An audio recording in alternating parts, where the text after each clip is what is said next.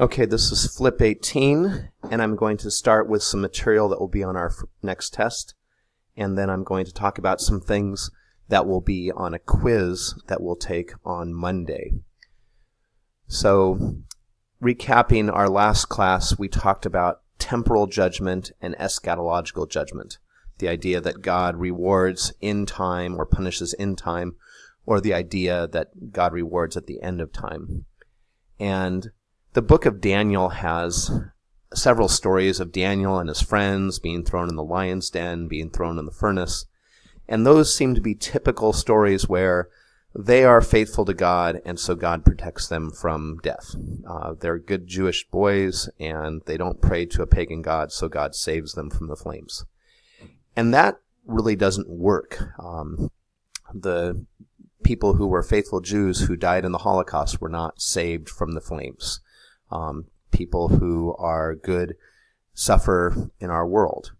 So the book of Daniel actually contains a section which includes a different outlook. By the way, the last two chapters of Daniel are only in the Catholic Bible. Daniel chapter 2, 4, 5, 7, and then 8 through 12 are different stories. They are eschatological stories. They are stories that say that God's final justice will come at the end of time, that evil will be punished at the end of time, and the good will be rewarded at the end of time. They are actually a very specific type of literature called apocalyptic literature. And apocalyptic literature has certain features, and I want you to jot these down in your notebook, and I want you to take a picture of your notes at the end of this part and submit those on Canvas.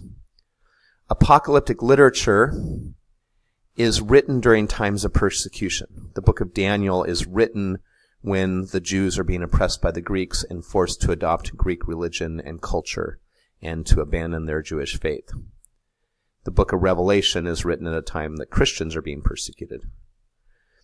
Apocalyptic literature is written with a lot of symbolism. There's lots of dreams and visions and a lot of symbolic language. The book of Revelation, when the Christians are being persecuted, contains the number 666, and there's a seven-headed beast. And the book of Daniel contains a lot of visions and dreams with symbolic value about the different empires, most notably the Greek Empire, which is responsible for oppressing the Jewish people through their process of Hellenization, and how God is going to triumph over the Greeks, just as God triumphed over the Assyrians and the Babylonians and everybody else.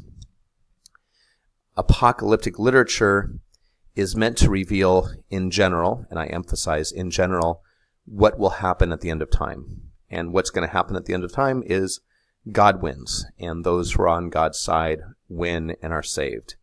And in general, those who have opposed God or persecuted God's people will be held to account.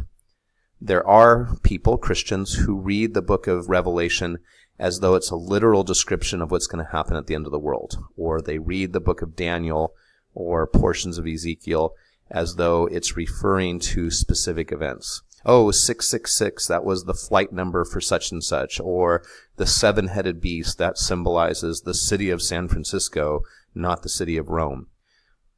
But from the Catholic perspective, apocalyptic literature is revealing that in the end, God is going to make everything right, and it's not meant to be taken as a literal description of the end of time.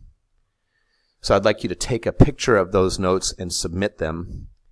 I'm going to say a couple more things about Daniel and then shift to the quiz material. The book of Daniel takes place. Daniel and his friends are supposed to be Jews who are in exile in Babylonia. That's the setting of the story, and probably not a literal history. It's a historical fiction. Other books of the Bible have specific historical settings. The book of Ruth that we'll read before the next test, and the book of Jonah. Ruth is set back in the time of the Judges. Jonah is set in the time of the Assyrian Empire. The book of Tobit, which was extra credit, was set in the exile of the northern tribes. Esther, which was extra credit, is set in the Persian period. And so there's a very specific setting for each of these stories, except for the book of Judith, which doesn't really seem to have any historical value whatsoever. That is extra credit as well. But it's important to also realize when books were written. So the book of Daniel takes place in the Babylonian period, but the book of Daniel was written much later when the Greeks had taken over the Jews, and it was meant to address their needs. The Greeks aren't letting us worship our God. The Greeks are forcing us to eat their food. The Greeks are persecuting us, and the book of Daniel was meant to reassure them that God was going to take care of everything.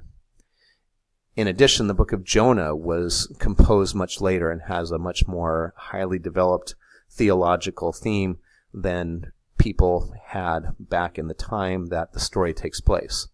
And the book of Ruth takes place back in the time of the Judges, but it's kind of addressing some issues that are going on in the post-exilic community. So I'm not going to test you on that, but just giving you a perspective on where some of these stories fit.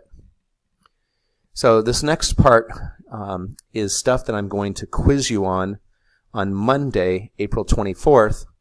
And the reason for that is Yom HaShoah, Holocaust Remembrance Day, or Shoah Remembrance Day. This is a little bit of review. The word Holocaust means a burnt offering. It refers to how the ancient Jewish people worshipped God by burning things and sending the smoke up to heaven. But the term preferred by Jewish people is Shoah or Shoah, which means the catastrophe, the calamity. And there are actually two different Holocaust Remembrance Days. There is one in late January, that's on United States calendars, the United Nations, many European countries. And January 27th is the date that Allied troops liberated the concentration camps, the death camps at Auschwitz. And so symbolically, that has a certain value for people coming from Europe or the United States. If one goes to Israel, however, it is celebrated in the spring, on the 27th of Nisan. The Jewish people use a lunar calendar, and it falls in the spring. This year it is April 24th, although it's possible that people are watching this video a year later, and it's different because Jewish holy days float, just like Passover floats, and just like Easter floats, because we Christians are kind of Jewish too. And the 27th of Nisan was the date of the Warsaw Uprising. It's the date when Jewish people who had been herded into the city of Warsaw, into a ghetto in Warsaw, rose up against the Nazis, and despite their lack of sophisticated military equipment and number of people, were somewhat successful for a period of time, although the German crackdown was severe and eventually the uprising was crushed. But symbolically, for the Jewish people, celebrating or remembering the Shoah on a date when they rose up against those who persecuted them has different symbolic significance. It's kind of like the story of Esther, for those of you who read that, where Haman and his people were going to oppress the Jewish people, but instead the Jewish people rose up in defense of themselves. So there's a quiz question on that, the symbolic nature of that, or their connection to historical events. It's also appropriate that we talk about this in the spring, because in the spring we have readings from the Gospels that talk about the death of Jesus. And people in church are supposed to read the part of the crowd and yell, "Crucify him, crucify him." And the Gospels, especially John's Gospel, but all the Gospels, there's an anti-Semitic feel about them, that the Jews crucified Jesus. And John's Gospel is actually using the term Jews sarcastically. To understand it, and I'm getting ahead of myself a little bit, you're going to have most of these groups on the next test: the Pharisees, Sadducees, Essenes, Zealots, and there will be a flip assignment that describes them. But in the time of Jesus, Judaism had fragmented into different groups. The Sadducees had a certain way of viewing what it meant to be Jewish, and that was different from how the Zealots viewed it. And the Pharisees had their own way of being Jewish, and the Essenes, and this funny group called the Way. And there was often conflict between these different groups. Pharisees and Sadducees didn't like each other, even though they had to serve together on the Sanhedrin. The Essenes, thought everybody else was corrupt. The Zealots thought that the Pharisees and Sadducees were too religious. But there were these factions with Judaism and a lot of conflict. And one of these groups, the Way, was a group of Jews who believed that the Messiah had come, that the way to follow God was to serve the poor, and they believed that their Messiah, who had been crucified, actually rose from the dead. And eventually, this group split off from Judaism and became its own religion, and that's Christianity. But in the early years of Christianity, the Christians thought of themselves just as Jews. Jesus was Jewish, Peter was Jewish, James, Paul, all the early apostles were Jews.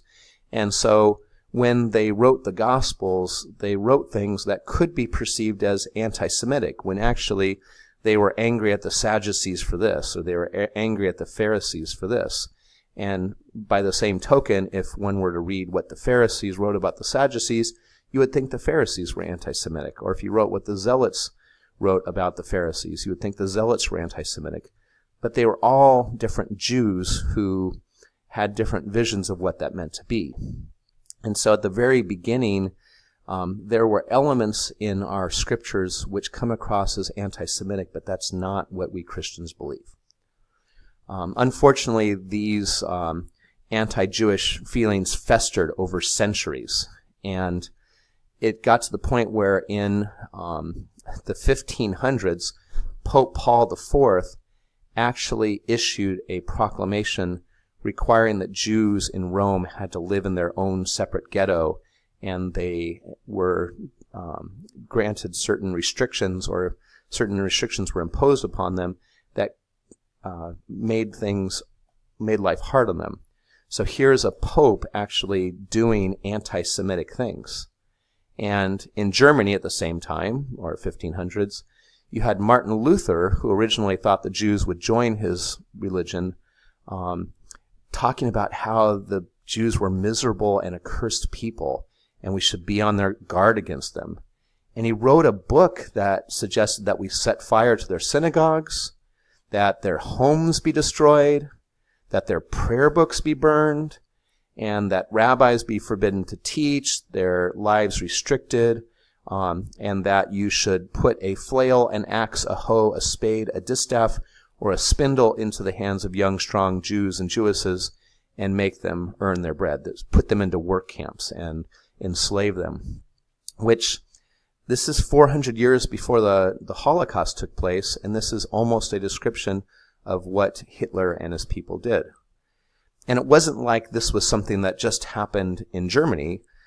There was a priest in the United States, Father Coughlin, who was very anti-Semitic. He had a book or a magazine called the Social Justice Paper, and that the Jews were plotting to ban it, and that he would have crowds. There's pictures of him at baseball stadiums and broadcast on major radio stations, basically spouting the same kind of anti-Jewish sentiments that were going through Europe at the same time. So we Christians have, unfortunately, done horrible things to the Jewish people over the years. And after World War II in the Catholic Church, we started making some changes. You've probably heard of Vatican II, that changed the church from praying in Latin and a lot of different things.